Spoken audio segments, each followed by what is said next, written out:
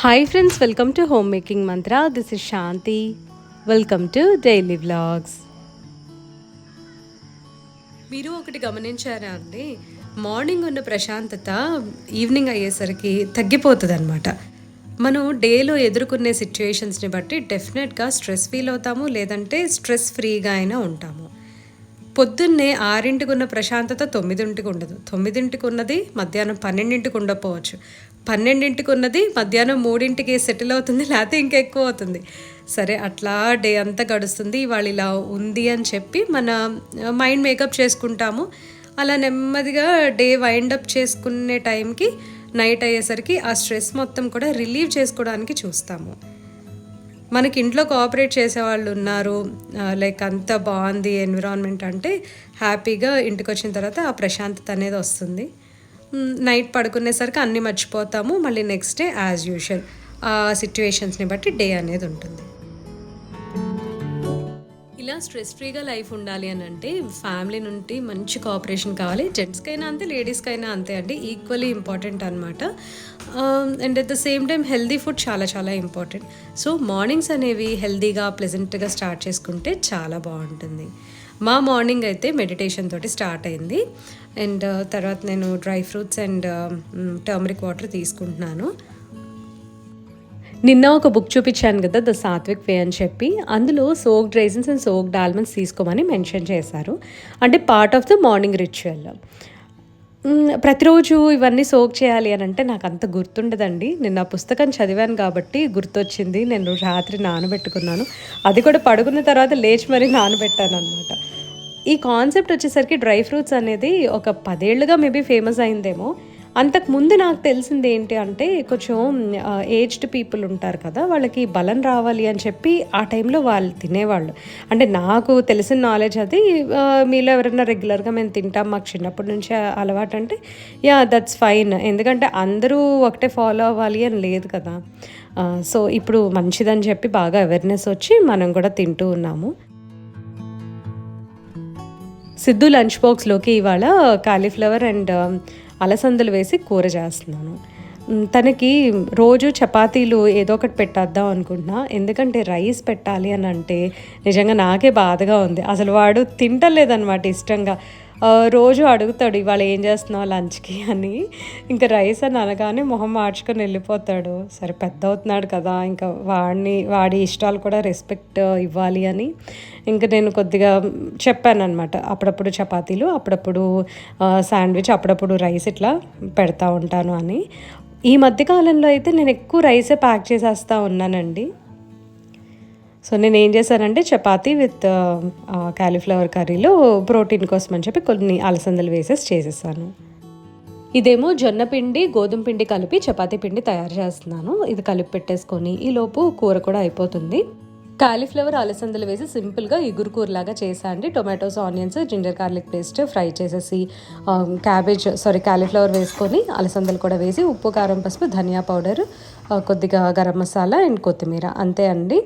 చక్కగా ఫ్లేవర్స్ అన్నీ బాగా బ్యాలెన్స్ అవుతాయి, టేస్టీగా కూడా ఉంటుందన్నమాట కూర. సింపుల్గా చేసేసుకోవచ్చు. నిన్న బయటికి వెళ్ళినప్పుడు రాగి పిండి తీసుకొచ్చాను, రాగి దోశ బ్యాటర్ అనమాట. దాంట్లోకి టొమాటో చట్నీ చాలా బాగుంటుంది. వీళ్ళు కారా చట్నీ అని పిలుస్తారు. ఇది వచ్చేసరికి ఆనియన్స్, టొమాటోస్, రెడ్ చిల్లీస్, కొద్దిగా అల్లం, ఇవన్నీ బాగా ఫ్రై చేసుకొని మిక్సీ పట్టేసి దాంట్లో కొద్దిగా ఇంగువ, ఆవాలతోటి తాలింపు వేసుకోవటమే. చాలా సింపుల్గా చేసుకోవచ్చండి, చాలా బాగుంటుంది కూడా చట్నీ. సిద్ధుకి ఈ రాగి దోశలు అండ్ కారా చట్నీ కాంబినేషన్ చాలా చాలా ఇష్టం అనమాట. ఈ రెండు లైక్ కోకోనట్ చట్నీతో కూడా బాగుంటుంది, కానీ రాగి దోశలు అనేసరికి ఎందుకో కారా చట్నీతోనే చాలా టేస్టీగా అనిపిస్తుంది. ఇది సిద్ధు బ్రేక్ఫాస్ట్. సిద్ధుకు కూడా నేను ఏం చేశానంటే కొద్దిగా రైజిన్స్ అండ్ ఆల్మండ్స్ ఇచ్చేసాను.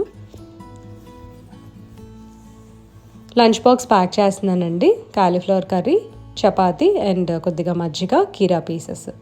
కీరా ప్రతిరోజు పిల్లలకి పెడితే చాలా హెల్దీ. వాళ్ళ లైక్ గట్ హెల్త్కి మంచిది, మంచి హైడ్రేటింగ్గా ఉంటుంది. And at the same time వాళ్ళ స్కిన్కి కూడా చాలా చాలా మంచిది అనమాట. ఫ్లాలెస్ స్కిన్ వస్తుందని అంటారు, లైక్ క్యూకుంబర్స్ ఓవర్ ద టైమ్ అలా తీసుకుంటా ఉంటే. సిద్ధు స్కూల్కి వెళ్ళిన తర్వాత ఇల్లంతా సర్దేసుకున్నాను. మొత్తం అన్నీ కూడా డిష్ అవుట్ చేసుకొని ఒక పక్కన పెట్టేసా. ఇది రోజు ఉండే పనే అండి, ప్రతిరోజు చెప్తానే ఉంటాను కదా. సో క్లీనింగ్ అనమాట. ఏంటంటే పని అయిపోగానే వెంటనే ఆ ప్లేస్ని క్లీన్ చేసేసుకుంటే చాలా నీట్గా ఉంటుంది, స్ట్రెస్ ఫ్రీగా ఉంటుంది. అంటే మనం తర్వాత క్లీన్ చేసుకోవచ్చులే అని పక్కన కూర్చున్నాం అనుకోండి, మైండ్లో ఒక పక్కన తిరుగుతూ ఉంటుందన్నమాట. అబ్బా క్లీన్ చేయాలి అని. ఆ 5 నిమిషాలు మనం కూర్చుంటామే, ఆ ప్రశాంతత ఉండదు. అందుకని వెంటనే మనం పనిలో పని ఇలా చేసేసుకుంటా ఉంటుంటే చాలా ఈజీగా అనిపిస్తుంది.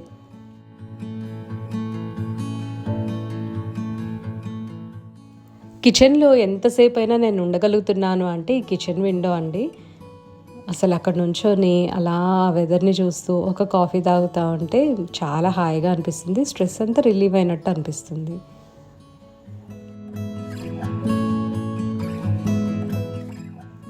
పనంతా అయిపోయిందండి, ఇంట్లో పూజ చేసుకుంటున్నాను. ఇవాళ తెల్లవారుజామున కుదరలేదనమాట, అందుకని సిద్ధు స్కూల్కి వెళ్ళిన తర్వాత వెంటనే మొదలుపెట్టేసా. ఇంకొక విషయం షేర్ చేసుకోవాలండి. 16 శుక్రవారాలు 16 విలక్కు పూజ అని చెప్పి చేస్తున్నా, కామాక్షి అమ్మవారి పూజ. ఆల్రెడీ నేను ఇది ప్రీవియస్ వీక్లో షేర్ చేశాను అండి, లింక్ని డిస్క్రిప్షన్లో ప్రొవైడ్ చేస్తాను. ఆ పూజ డీటెయిల్స్ అన్నీ కూడా నేను ఆ వీడియోలో చెప్పున్నాను. అండ్ ఈ పూజ వచ్చేసరికి ఒక్కొక్కళ్ళు ఒక్కొక్కలాగా చెప్తున్నారు, ఒక్కొక్కళ్ళు ఒక్కొక్కలాగా చేస్తున్నారు. నేనేం చేశానంటే ఇది వచ్చేసరికి మనకు అసలు ఈ ఎక్కడి నుంచి మొదలైందంటే కంచి పరమాచార్యుల వారి నుండి మొదలైందనమాట. సో పరమాచార్య ఏ విధంగా చెప్పారు అనేది మనకి క్లోజ్గా తెలియాలి అని అంటే తమిళ్ వీడియోస్ నాకు యాక్సెస్ ఉంటుంది కాబట్టి, లైక్ నాకు కొంచెం అర్థమవుతుంది కాబట్టి నేను అవి మోస్ట్ ఆఫ్ ద వీడియోస్ చూసి అందులో ఎవరు ఎక్కువగా ఏది ఫాలో అవుతూ చేశారో నేను కూడా అలాగే చేసుకున్నా. కొంతమంది మన తెలుగువారే చేశారు, ఒక్కొక్కళ్ళు ఒక్కొక్కలాగా చెప్తున్నారు. సో మీకు తమిళ్ అర్థమైతే కనుక తమిళ్ వీడియోస్ చూడండి. అది అట్లీస్ట్ మీరు చూసినా సరే మీకు ఈజీగా అర్థమైపోతుంది, ఎందుకంటే కొన్ని పదాలు ఉంటాయి కదా, అవి మనం క్యాచ్ చేయొచ్చు. నన్ను ఎక్కువగా అడిగిన క్వశ్చన్ ఏంటంటే, మోస్ట్ కామన్ క్వశ్చన్ వచ్చింది, కొత్త ప్రమిదలు వాడాలా పాతవి వాడాలా అని చెప్పి. కొత్తవి వాడితే చాలా బాగుంటుందండి, మనం పూజ చేసినప్పుడు అందంగా కనిపిస్తుంది. And at the same time మనకి నెక్స్ట్ వీక్కి కౌంట్ ఈజీగా ఉంటుంది. ఆల్రెడీ యూజ్ చేసినవి పెట్టచ్చా అంటే శుభ్రంగా కడిగేసి పసుపు కుంకుమ పెట్టి పెట్టచ్చు అని నేను అనుకుంటున్నా. ఎందుకంటే మామూలుగా కొంతమంది అంటారు ఇత్తడి వాటిలో చేయమంటారు, కొంతమంది ఏమో సిల్వర్ వాటిలో కూడా చేయమంటారు అనమాట. 16 సిల్వర్వి ఎక్కడ తెస్తారండి, 16 ఇత్తడివి ఎక్కడ తెస్తారు? అందరి వల్ల కాదు కదా, కొంతమందే కొనుక్కోగలరు. అందుకని మన వీలుని బట్టి మనం అడ్జస్ట్ చేసుకొని చేసుకోవడంలో తప్పులేదు, భక్తి ప్రధానం ఇక్కడ. రూల్స్ విషయానికి వస్తే నాన్ వెజ్ తింటాం, భూషయనం చేయటము, లేకపోతే ఉపవాసాలు ఉంటాము, ప్రసాదం చేయటము, ఎప్పుడెప్పుడు చేయాలి, మొత్తం ఈ 16 అయ్యే వరకు కూడా ఇవన్నీ ఫాలో అవ్వాలా అంటే అలా కాదండి. ఏ శుక్రవారం అయితే మనం పూజ చేస్తామో ఆ శుక్రవారానికే ఈ రూల్స్ అన్నీ కూడా వర్తిస్తాయి. ఆ శుక్రవారమే మనం పూజ కూడా చేసుకోవాలి. అండ్ ఇంకొక క్వశ్చన్ ఏంటంటే, మనకి ఇంట్లో కుదిరినప్పుడు టెంపుల్లో కూడా చేసుకోవచ్చు అని చెప్పి నేను మొన్న లాస్ట్ వీక్ చెప్పడం జరిగింది. ఇలా నేను ఎందుకు చెప్పాల్సి వచ్చింది అని అంటే, కొంతమంది ఏమో తమిళ్ వీడియోస్లోనే నేను చూసాను, అసలు చైన్ బ్రేక్ చేయకుండా ఎవ్రీ వీక్ చేసుకోవాలి, లేదంటే కనుక స్టార్టింగ్ మళ్ళీ ఫస్ట్ వీక్ నుండి మళ్ళీ మొదలు పెట్టుకోవాలి అని చెప్పని అంటున్నారు. కొంతమంది ఏమో ఆ వారం వదిలేసేయండి, మీరు తర్వాత వారం అయినా చేసుకోవచ్చు అని అంటున్నారు. సో లలిత సహస్రనామ పారాయణంలో నేను ఆల్రెడీ చెప్పానండి, మీకు ఇంట్లో కుదరకపోతే టెంపుల్లో అయినా చేసేసుకోండి అని. సరే అక్కడ దీపాలు వెలిగించే అవసరం లేదు కాబట్టి జస్ట్ చదువుకొని వచ్చేస్తాము, అయిపోతుంది. పానకం అమ్మవారికి కొంచెం నివేదన చేసుకుంటామంటే దూరం నుంచి మనం ఈ ప్రసాదాలు పంచిపెట్టేటప్పుడు ఎట్లా చూపిస్తాము అట్లాగే చూపించేసి మనం చదువుకొని వచ్చేస్తాము. ఇప్పుడు ఇక్కడ ప్రమిదలు పెట్టడము, వెలిగించడము, మళ్ళీ అవి ఎలా తెచ్చుకుంటారు అనేది ఆవిడ క్వశ్చన్ అనమాట. సో ఇక్కడ నాకేమనిపిస్తుంది అంటే, మనకి ఎవ్వరూ లేనప్పుడు దేవుడే దిక్కు అని అన్నట్టు, ఏదన్నా గుడిలో పంతులు గారి పర్మిషన్ తీసుకోనో, లేకపోతే అక్కడ ఏంటి రూల్స్, అసలు ఏదో ఒకటి బేసిక్ తెలుసుకొని మేము ఇలా చేసుకుంటాము అని అంటే ఖచ్చితంగా వద్దు అని చెప్పరని అనుకుంటున్నాను నేను. ఒకవేళ అలా చెయ్యొద్దు అని అంటే సొల్యూషన్ కూడా ఖచ్చితంగా పంతులు గారు ఏదో ఒకటి మనకు సజెస్ట్ చేస్తారండి. అండ్ అమ్మవారిని నమ్మి చేస్తున్నప్పుడు మనకి ఖచ్చితంగా ఆవిడ ఏదో ఒక మార్గం చూపిస్తారనమాట. మనకి మాత్రం మార్గం దొరకకుండా అయితే ఉండదండి. ఖచ్చితంగా ఆ రోజు మనం సంకల్ప బలం గట్టిగా ఉంటే మాత్రం ఎక్కడో చోట అయితే మనం పూజ కంప్లీట్ చేసుకుంటాము. నా పూజ విషయానికి వచ్చేసరికి ఫస్ట్ వీక్ బాగా జరిగింది, సెకండ్ వీక్ బ్రేక్ వచ్చింది, మళ్ళీ ఇప్పుడు నేను ఈ థర్డ్ వీక్ సెకండ్ వీక్ లాగా తీసుకొని కంటిన్యూ చేస్తున్నా. అంటే రేపు 2 దీపాలు పెట్టుకొని పూజ చేస్తా అనమాట. సో ఎవరికన్నా ఇది ఇంట్రెస్ట్ ఉంటే మాత్రం ఖచ్చితంగా ఒకసారి ఆ వీడియో చూడండి, మీకు ఒక ఐడియా వస్తుంది. నా దగ్గర వాటర్ బాటిల్స్ ఉన్నాయి కదా, అవి మేము రిసార్ట్కి వెళ్ళినప్పుడు అక్కడ మినరల్ వాటర్ ఆర్డర్ చేస్తే ఇవి వచ్చాయి. ఇది వచ్చేసరికి నారో మౌత్ బాటిల్స్ కాబట్టి క్లీనింగ్ చాలా కష్టం, అసలు ఏ బ్రష్ కూడా వెళ్ళదు. అందుకని నేను క్రిస్టల్ సాల్ట్ వేసి క్లీన్ చేస్తూ ఉంటాను. క్రిస్టల్ సాల్ట్ ప్రస్తుతము ఇలా చిన్న సైజులో వస్తుందండి, అంటే టేబుల్ సాల్ట్ కన్నా కొంచెం పెద్దగా ఉంటుంది. సో అది కొద్దిగా వేసేసి ఒక హాఫ్ అన్ అవర్ పాటు అట్లా వదిలేస్తా. ఏదైనా కింద మనకి కనిపించని బ్యాక్టీరియా కానీ కొంచెం అట్లా పట్టేస్తుంది కదా, ఏదోటి గార పట్టినట్టు, అవన్నీ కూడా పోతాయి అన్నమాట. కొంతసేపు ఇలా ఉంచేసి తర్వాత సోప్ పెట్టి క్లీన్ చేస్తాను. ఈలోపు వేరే బోల్డ్ అన్ని పనులు చేసుకోవచ్చు. మార్నింగ్ బ్రేక్ఫాస్ట్లో ఎగ్స్ అండ్ క్యాలీఫ్లవర్ కర్రీ తీసుకుంటున్నా అండి. ఇది నా కరెంట్ ఫేవరెట్ అయిపోయింది. ఎప్పుడు చపాతీలో దోశలో ఇవన్నీ తింటుంటే కొంచెం హెవీగా అనిపించి చాలా నిద్ర వచ్చేస్తుంది అనమాట, యాక్టివ్గా ఉండలేకపోతున్నా. సరే నేను అనుకున్నాను ఒక ఫుల్ ఎగ్, ఒకటేమో ఎగ్ వైట్ అలా తీసుకుందాము. సో దట్ మరి ఈ ఎల్లోలో కొలెస్ట్రాల్ ఎక్కువ ఉంటుంది అని అంటారు కదా, ఒక్కొక్కళ్ళు ఒక్కొక్కలా చెప్తున్నారండి. అసలు ఎవరేది చెప్తున్నారు, ఎవరిది నమ్మాలో కూడా అసలు అర్థం కావట్లేదు. నమ్మాలి ఇన్ ద సెన్స్ అన్నీ కన్ఫ్యూజింగ్గా ఉంటాయి, అన్నీ నమ్మాలి అనిపిస్తుంది, మళ్ళీ వీళ్ళు చెప్పేది కరెక్టా కాదా అని చెప్పి అనిపిస్తుంది. సో అందుకని ఎందుకు వచ్చిన కావాలి అని చెప్పేసి నేను ఒక ఎగ్ వైట్ ఒక ఫుల్ ఎగ్ తీసుకున్నాను. అండ్ చక్కగా ఒక పెద్ద గరిటెడు కాలీఫ్లవర్ కర్రీ పెట్టుకున్నాను అనమాట. ఇలా తింటుంటే ఎగ్ కొంచెం నీస్గా అట్లా అనిపించట్లేదు. ఈవెన్ నేను నిన్న కూడా అదే చేశాను, ఎగ్ అండ్ చనా కర్రీ తినేసా. అదే గ్రేవీ కర్రీతో అయితే మనం తినలేము, ఇవి ఇగురుకూరలే కదా. పైగా నేను ఏం చేస్తున్నానంటే సిద్ధుకి కొద్దిగా కారం తక్కువ వేసి చేస్తున్నాను, అందుకని ఉత్త కూర కూడా చక్కగా తినేయగలుగుతున్నాను. వాళ్ళకేమో చపాతీ అవి పెట్టేస్తున్నాను, మా హస్బెండ్ కాను సిద్ధుకి.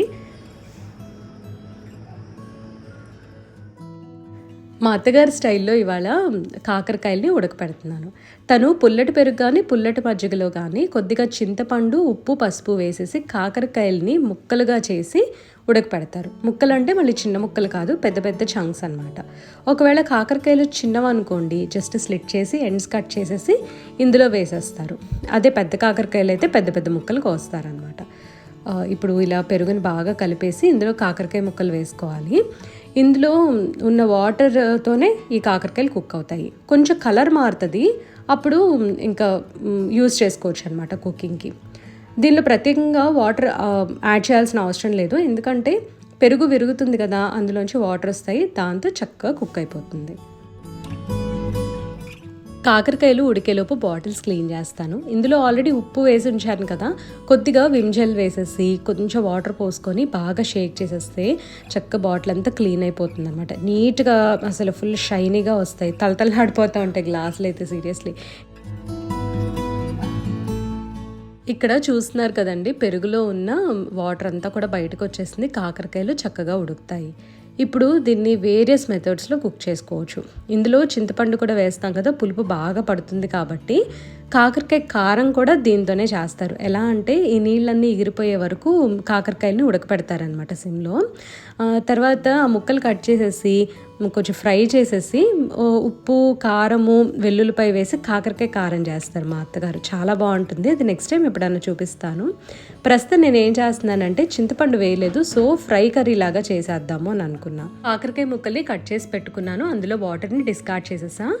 కొద్దిగా తాలింపులో ఆనియన్స్ కూడా వేసి ఆనియన్స్ ఫ్రై అయిన తర్వాత అప్పుడు కట్ చేసిన కాకరకాయ ముక్కలు కూడా వేసుకొని ఈ ముక్కలన్నీ బాగా ఫ్రై చేసుకోవాలి. ఇది ఫ్రైయింగ్ టైం మాత్రము చాలా తీసుకుంటుందండి. కాకరకాయలు ఫ్రై అయ్యే వరకు కూడా కొంచెం పేషెంట్గా ఉండాలి. మధ్యలో ఒకసారి ఇంగువ కూడా వేసుకొని ఫ్రై చేస్తే ఇంగువ పచ్చివాసన ఉండదు అనమాట.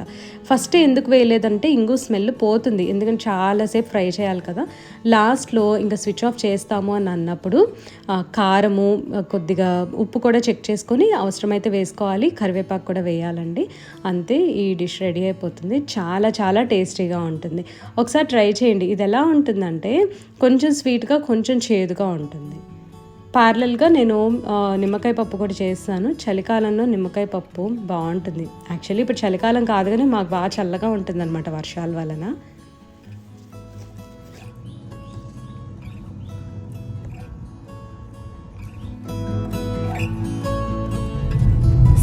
మొన్న లెన్స్ కార్ట్లో గ్లాసెస్ ఆర్డర్ చేసాం కదా, అవి పికప్ చేసుకోవడానికి వెళ్తున్నాము. నాదేమో ఇంకొంచెం టైం ఉందన్నమాట రావడానికి. సిద్ధు నేను కలిసి వెళ్తున్నాము. అవి పికప్ చేసుకొని వచ్చేసరికి చాలా లేట్ అయిపోయిందండి. బోల్డంత ట్రాఫిక్, పైగా వర్షము. ఇంకింటికి వచ్చేసి యాజ్ యూజువల్ డిన్నర్, ఎడిటింగ్ ఇవన్నీ ఉంటాయి. హోప్ ఈ వీడియో మీకు నచ్చింది అనుకుంటున్నాను. Thank you so much for your support అండి. ప్రతిరోజు కూడా నన్ను కామెంట్స్ రూపంలో, లైక్స్ రూపంలో అసలు చాలా ఎంకరేజ్ చేసి సపోర్ట్ చేస్తున్నారు. ఈ వీడియో మీకు నచ్చినట్లయితే తప్పకుండా లైక్ చేయండి, కమెంట్ చేయండి, ఛానల్కి సబ్స్క్రైబ్ చేసుకోండి. Thank you for watching. Thank you for your time.